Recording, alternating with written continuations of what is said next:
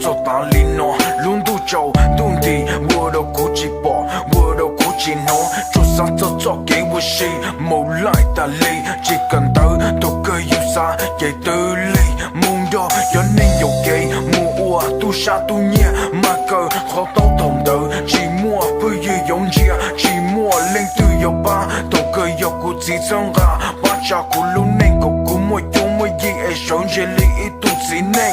hầu như luôn nên yêu chung chỉ có to có yêu, vì kia tôi yêu luôn nên của, chỉ muốn lên từ yêu là có, cho yêu có, chỉ lý lúc tôi có tu khen, do trong đời con nhẹ thì có gì và tôi bắt tôi có luôn nên.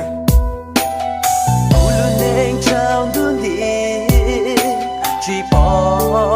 cho hậu kế chỉ muốn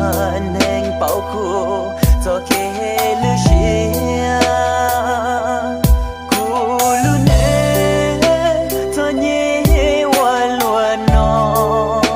cho dù anh chỉ bỏ luôn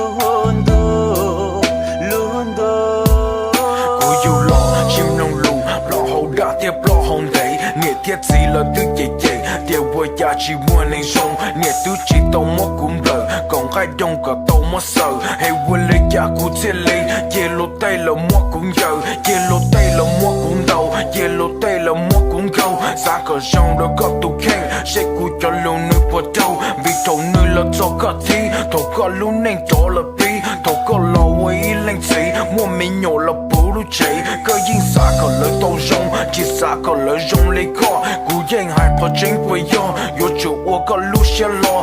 ua ý tu nên cờ rong, mình nhỏ lời thế lý lần chia, tôi mua cái nhỏ xe là kia, có ra đá nên kia là bia.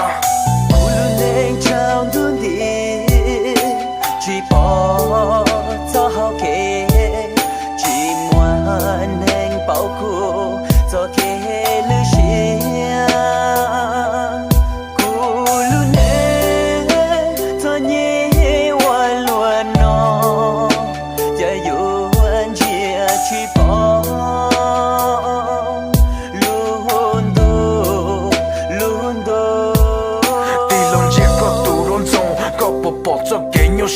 cho cái bị chỉ cho mua có lúc nên chẳng chỉ tao bịa cái vừa lại một chọc vào chơi của bao hạt tiền nữ yên nhua vừa đã chỉ là nữ bên đây muốn nên dùng là chua bên chua có cấp tí tao ca mua ý tu nên lý giá thầu u đã cho nhung tổ có lúc xe cho kia nữ tổ có lúc lư dù là vừa ý tu nên pay của bao hạt tiền lúc nên lấy thế chỉ nữ chỉ tao ly có lúc nên chẳng trốn lên đây chỉ cho mà mình nhớ có tao chỉ bỏ lớn đủ cho yêu bỏ lâu chỉ cho mua này bên gì là cái chỉ lấy chỉ có tại khó mua yuan gạo chia chỉ cho mua nên lìa vì giờ tiêu quân nên nhớ cho yêu ít bia ý chẳng mua cái chồng đủ lời tia luôn nên trong đun đi